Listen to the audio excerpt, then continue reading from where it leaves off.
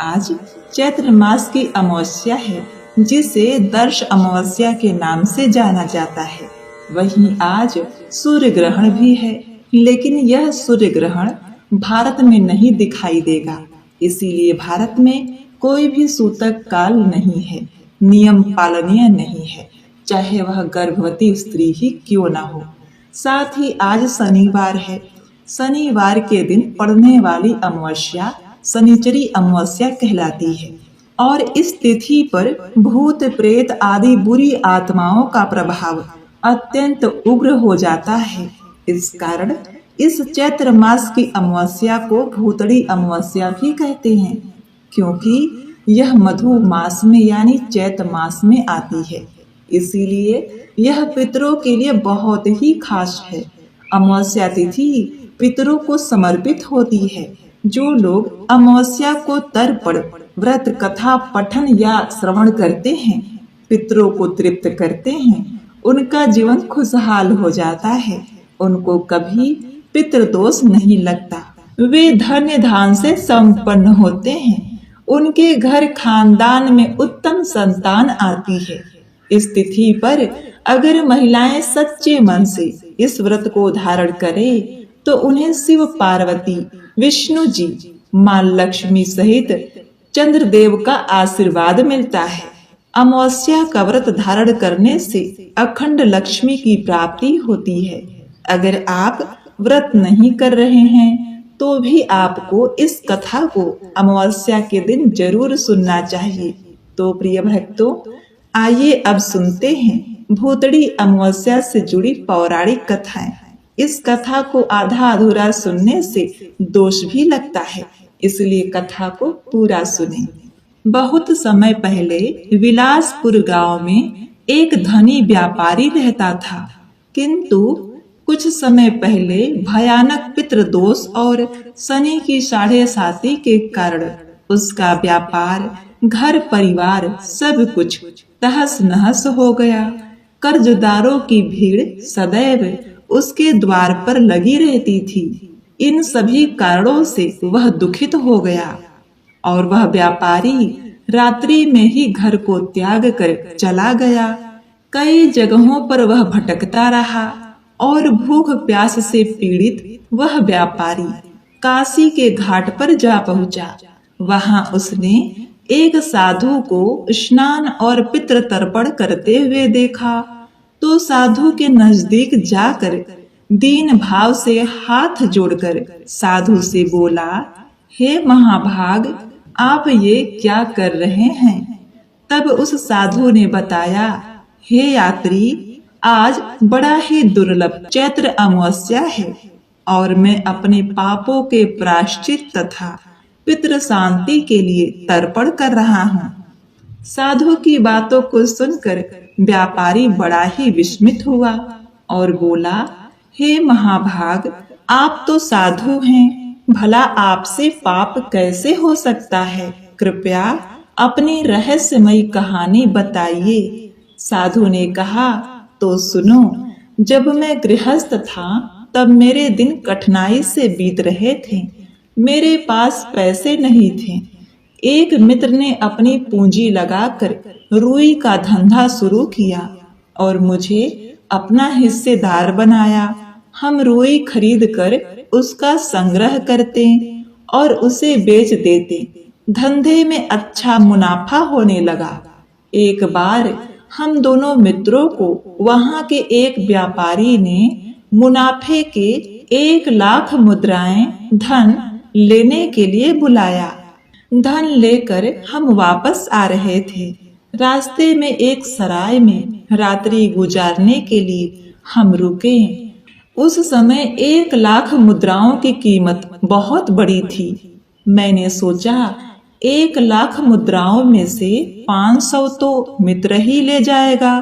हालांकि धंधे में सारी पूंजी उसी ने लगाई थी, फिर भी मुझे मित्र के नाते आधा हिस्सा दे रहा था, तो मेरी भी नीयत बिगड़ गई। मैंने उसे दूध में जहर मिलाकर पिला दिया और सोचा कि सारी मुद्राएं मेरी हो गई। लाश को ठिकाने लगाकर मैं अपने गांव चला गया। मित्र के कुटुंबी उसके परिवार मेरे पास आए। तब मैंने नाटक किया, आंसू बहाए और उनको 10,000 मुद्राएं देकर कहा कि मेरा प्यारा मित्र रास्ते में ही बीमार हो गया। एकाएक पेट में दर्द होने के कारण उसके प्राण निकल गए। हालांकि मैंने इलाज कराया, लेकिन वह हम सबको छोड़कर विदा हो गया। 10,000 मुद्राएं लेकर उन परिजनों को लगा कि वह बड़ा ही ईमानदार है। 20,000 मुद्राओं का मुनाफा हुआ होगा, उसमें 10,000 मुद्राएं तो दे रहा है। उन्हें मेरी बात पर यकीन आ गया। बाद में तो मेरे घर में धन वैभव हो गया। 90,000 मुद्राएं मेरे हिस्से में आ गए थे। मैंने खूब जलसा कराया। मेरे घर में पुत्र का जन्म हुआ। मेरे आनंद का ठिकाना न रहा। मेरा व्यापार दिन दुगुनी रात चौगुनी तरक्की करने लगा। जब बेटा कुछ बड़ा हुआ कि वह किसी असाध्य रोग से ग्रसित हो गया। रोग ऐसा था कि उसे स्वस्थ करने में किसी भी वैद्य का वश नहीं चला। मैंने अपने लाडले पुत्र को लेकर 7 समुंदर पार दूसरे देश में चला गया इलाज करवाने के लिए, और इस तरह पानी की तरह पैसा खर्च किया। बड़े बड़े हकीम वैद्य को दिखाया, लेकिन कोई लाभ नहीं हुआ। मेरा करीब करीब सारा धन नष्ट हो गया। जो धन मैंने कमाया था वह भी खर्च हो गया। आखिर निराश होकर बच्चे को लेकर मैं वापस अपने देश को लौट आया। मेरा इकलौता बेटा इलाज के बिना तड़प रहा था। अब कोई उपाय नहीं बचा था। वैद्य हकीम सबके इलाज चालू रखे। एक दिन रात्रि को मुझे नींद नहीं आई और बेटा दर्द से चिल्ला रहा था। एक दिन बेटा मूर्छित सा पड़ा था। उसे देखते देखते मैं व्याकुल हो गया और वहां बेटे के पास बैठकर मैंने उससे कहा, हे पुत्र, तू क्यों दिनों दिन क्षीण होता जा रहा है? अब तेरे लिए मैं क्या करूं? मेरे लाडले लाल, तेरा यह बाप आंसू बहाता है। अब तो अच्छा हो जा पुत्र। हे पथिक, तभी अचानक एक चमत्कार हुआ। जैसे लगा बेटे के शरीर में किसी आत्मा ने प्रवेश किया है। बेटा जोर जोर से हंसने लगा। मुझे आश्चर्य हुआ कि अभी तो बेहोश था, फिर कैसे हंसी आई। मैंने उसे पूछा, पुत्र, ऐसी क्या बात हो गई कि तुम हंस रहे हो? बेटे ने कहा, जाने दो। हमने कहा, नहीं नहीं, बताओ तुम क्यों हंस रहे हो? आग्रह करने पर आखिरकार वह कहने लगा, अभी लेना बाकी है, इसीलिए मैं हंस रहा हूँ। मैं तुम्हारा वही मित्र हूँ जिसे तुमने जहर देकर धर्मशाला में समाप्त कर दिया था, मेरी हत्या की थी और उसका सारा धन हड़प लिया था। मेरा वह धन और उसका सूद मैं वसूल करने आया हूँ। काफी कुछ हिसाब पूरा हो गया है, केवल 50 मुद्राएं बाकी हैं। अब मैं तुमको छुट्टी देता हूँ, आप भी मुझे इजाजत दो। यह बाकी के 50 मुद्राएं मेरी अंतिम क्रिया में खर्च कर डालना। अब मेरा हिसाब पूरा हो गया, मैं जाता हूँ। राम राम। और बेटे ने ऐसे कह के आंखें मूंद ली। उसी क्षण वह चल बसा। मेरे दोनों गालों पर थप्पड़ पड़ चुका था। सारा धन नष्ट हो गया और बेटा भी चला गया। मुझे अपने किए हुए पाप की याद आई तो कलेजा छटपटा उठा।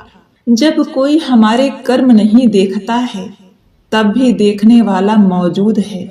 यहाँ की सरकार अपराधी को शायद नहीं पकड़ सके, लेकिन ऊपर वाली सरकार जो ईश्वर है, उसकी नजरों से कोई नहीं बच सकता। मैंने बेटे की अंतिम क्रिया कराई, अपनी बची खुची संपत्ति अच्छी अच्छी शुभ कर्मों में लगाई, दान किया और मैं साधु बन गया।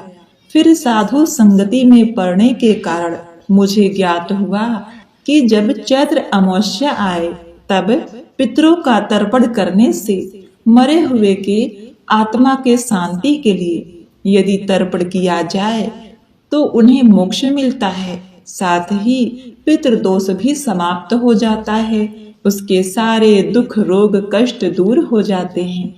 अतः हे यात्री, तुम्हें देखने पर मुझे प्रतीत हो रहा है कि तुम्हें भी पितृदोष है। अतः तुम मेरे साथ आओ और गंगा में स्नान करो। स्नान करने के पश्चात हाथ में कुसा, तिल, जल लेकर और पुष्प हाथ में लेकर तर्पण करो। यह तर्पण अपने पितरों के निमित्त करो। गीता के 7वें अध्याय का पाठ करो। गीता के 7वें अध्याय का पुण्य अपने पितरों को अर्पण करो। इससे तुम्हारे सभी दुख दूर हो जाएंगे और तुम्हें मोक्ष की प्राप्ति होगी। प्रिय भक्तों, साधु के मुख से इतना सुनने के बाद किसान ने साधु के कहे अनुसार स्नान किया और तर्पण किया। तत्पश्चात वह साधु के पास बैठकर गीता के 7वें अध्याय का पाठ करने लगा और सुनने लगा। अतः हे यात्री, भगवान शिव जी ने माता पार्वती को जो कथा सुनाई, अब तुम उसे श्रवण करो। भगवान शिव कहते हैं, हे पार्वती, पाटलिपुत्र नामक एक दुर्गम नगर है जिसका गोपुर बहुत ऊंचा है। उस नगर में शंकुकूर्ण नामक एक ब्राह्मण रहता था। उसने वैश्य वृत्ति का आश्रय लेकर बहुत धन कमाया, किंतु ना तो कभी पितरों का तर्पण किया और ना ही देवताओं का पूजन किया। वह धन उपार्जन में तत्पर होकर राजाओं को ही भोज दिया करता था। एक समय की बात है, उस ब्राह्मण ने अपना चौथा विवाह करने के लिए पुत्र और बंधुओं के साथ यात्रा की। मार्ग में आधी रात के समय जब वह सो रहा था तो एक सर्प ने कहीं से आकर उसकी बाह में काट लिया। उसके काटते ही ऐसी अवस्था हो गई कि मणि, मंत्र और औषधि आदि से भी उसके शरीर की रक्षा असाध्य जान पड़ी। तत्पश्चात कुछ ही क्षणों में उसके प्राण पखेरु उड़ गए। फिर बहुत समय के बाद प्रेत सर्प योनि में वह उत्पन्न हुआ। उसका चित्त धन की वासना में बंधा था। उसने पूर्व वृत्तांत को स्मरण करके सोचा, मैंने जी भर के करोड़ों की संख्या में धन गाड़ रखा है, उससे इन पुत्रों को वंचित करके स्वयं ही उसकी रक्षा करूंगा। एक दिन सांप की योनि से पीड़ित होकर पिता ने स्वप्न में अपने पुत्रों के समक्ष आकर अपना मनोभाव बताया। तब उसके निरंकुश पुत्रों ने सवेरे उठकर बड़े विस्मय के साथ एक दूसरे से स्वप्न की बात कही। उनमें से मझला पुत्र कुदाल हाथ में लिए घर से निकला और जहां उसके पिता सर्प योनि धारण करके रहते थे उस स्थान पर गया। यद्यपि उसे धन के स्थान का ठीक ठीक पता नहीं था, तो भी उसने चिन्हों से उसका ठीक ठीक निश्चय कर लिया और लोभ बुद्धि से वहां पहुंचकर बावी को खोदना आरंभ किया। तब उस बावी से बड़ा भयानक सांप प्रकट हुआ और बोला, ओ मूर्ख, तू कौन है? किस लिए आया है? क्यों बिल खोद रहा है? अथवा किसने तुझे भेजा है? यह सारी बातें मेरे सामने बता। पुत्र बोला, मैं आपका पुत्र हूँ, मेरा नाम शिव है। मैंने रात्रि में देखे हुए स्वप्न से विस्मित होकर यहाँ का स्वर्ण लेने के कौतूहल से आया हूँ। पुत्र की यह लोक निंदीय वाणी सुनकर सांप हंसता हुआ उच्च स्वर से इस प्रकार स्पष्ट वचन बोला, यदि तू मेरा पुत्र है तो मुझे शीघ्र ही बंधन से मुक्त कर। मैं पूर्व जन्म के गाड़े हुए धन के लिए सर्प योनि में उत्पन्न हुआ हूँ। पुत्र ने पूछा, पिताजी, आपकी मुक्ति कैसे होगी? इसका उपाय मुझे बताइए, क्योंकि मैं इस रात में सब लोगों को छोड़कर आपके पास आया हूँ। पिता ने कहा, बेटा, गीता के अमृत समान सप्तम अध्याय को छोड़कर मुझे मुक्ति देने में तीर्थ दान तप यह भी सर्वथा समर्थ नहीं है। केवल गीता का 7वां अध्याय ही प्राणियों के जरा मृत्यु आदि दुख को दूर करने वाला है। पुत्र, मेरे श्राद्ध के दिन गीता के 7वें अध्याय का पाठ करने वाले ब्राह्मण को श्रद्धा पूर्वक भोजन कराओ। इससे निसंदेह मेरी मुक्ति हो जाएगी। वह अपनी शक्ति के अनुसार पूर्ण श्रद्धा के साथ वेद विद्या में प्रवीण अन्य ब्राह्मणों को भी भोजन कराना। सर्प योनि में पड़े हुए पिता के वचन सुनकर सभी पुत्रों ने उसकी आज्ञा के अनुसार तथा उससे भी अधिक किया। तब शंकुकूर्ण ने अपने सर्प शरीर को त्याग कर दिव्य देह धारण किया और सारा धन पुत्रों के अधीन कर दिया। पिता ने करोड़ों की संख्या में जो धन गाड़ कर रखा था, उससे वे सदाचारी पुत्र बहुत ही प्रसन्न हुए। उनकी बुद्धि धर्म में लगी हुई थी, इसीलिए उन्होंने बावड़ी, कुआं, पोखरा, यज्ञ तथा देव मंदिर के लिए उस धन का उपयोग किया। धर्मशालाएं भी बनवाई। तत्पश्चात गीता के 7वें अध्याय का सदा जप करते हुए उन्होंने मोक्ष प्राप्त किया। हे पार्वती, यह मैंने तुम्हें गीता के 7वें अध्याय का महात्मा बताया है, जिसके श्रवण मात्र से मानव सब पापों से मुक्त हो जाता है। प्रिय भक्तों, इस प्रकार से साधु ने अपने वाणी को विराम दिया और साधु तथा व्यापारी ने एक साथ तर्पण किया, गीता के 7वें अध्याय का पाठ किया तथा दर्श अमावस्या, शनिचरी अमावस्या का व्रत किया। इस प्रकार भगवान भोलेनाथ, माँ पार्वती और पितृदेव की कृपा से उनका मंगल हुआ। तो प्रेम से बोलिए ओम नमः शिवाय। अब आप सुनेंगे सभी मनोकामनाओं को पूरा करने वाली चैत्र अमावस्या की मुख्य कथा। एक नगर में एक राजा रहता था। उसकी प्रजा तथा उसका परिवार बहुत ही खुशहाल जीवन व्यतीत कर रहा था। राजा की पत्नी बहुत ही धार्मिक विचारों वाली थी और अपनी प्रजा को देखकर बहुत ही प्रसन्न रहा करती थी, किंतु दुख क्या होता है उसे पता ही नहीं था। राजा के महल के सामने एक साहूकार की हवेली थी। रानी तथा साहूकार की पत्नी सहेलियों की तरह एक दूसरे से बातें करती थीं, एक दूसरे की सखी थीं। एक दिन साहूकार की हवेली से साहूकार की पत्नी की रोने की आवाज आई। रोने की आवाज सुनकर रानी ने राजा से इसका कारण पूछा, तो राजा ने बताया कि साहूकार के पुत्र की मृत्यु हो गई है, जिस वजह से साहूकार की पत्नी दुखी है और दुख के कारण रो रही है। इस बात को सुनने के बाद रानी ने कहा, हे महाराज, आखिर दुख क्या है, वह क्यों रो रही है? यह बात सुनने के बाद राजा को समझ नहीं आ रहा था कि वह रानी को किस तरह समझाए कि दुख क्या होता है।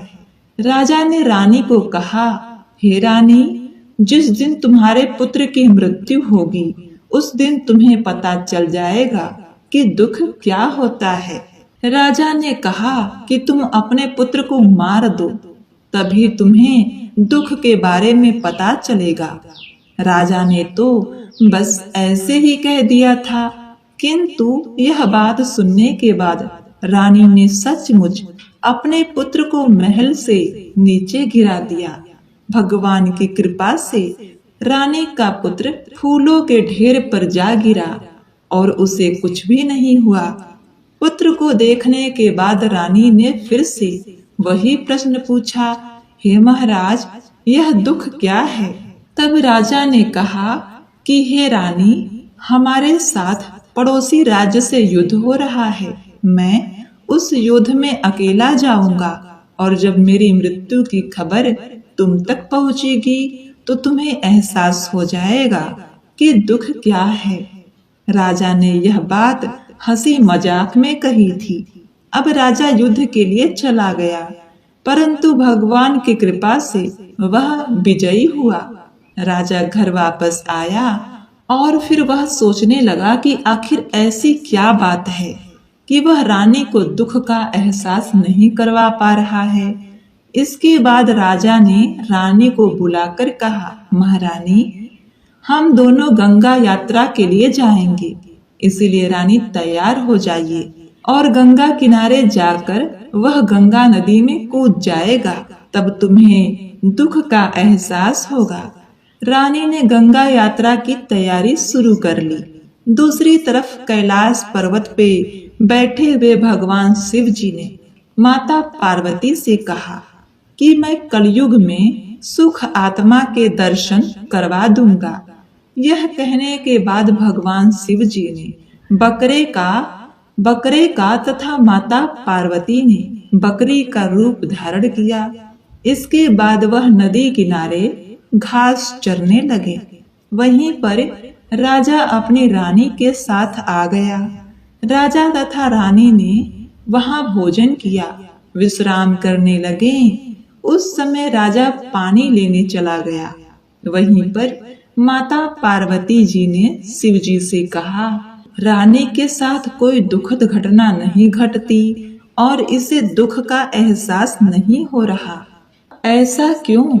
रानी ने पशुओं को मनुष्य की बोली में बोलते हुए सुन लिया। उसने सुना कि भगवान शिव जी माता पार्वती से कह रहे थे कि रानी ने चैत्र अमावस का व्रत किया था, जिस कारण उसको दुख नहीं भोगना पड़ा। पिछले जन्म में रानी ने चैत्र अमावस का व्रत किया और इस जन्म में वह अब सुख भोग रही है। इसके बाद उन्होंने कहा, यह राजा गंगा में भी नहीं मरेगा।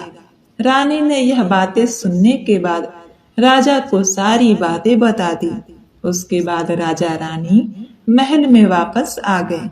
राजा ने अपनी प्रजा को भी प्रत्येक अमावस्या को व्रत करने के लिए आज्ञा दी और कहा, जो भी मनुष्य अमावस्या का व्रत करेंगे उन्हें हमेशा सुख और शांति समृद्धि मिलेगी, उससे उत्तम गुणों वाली संतान की प्राप्ति होगी।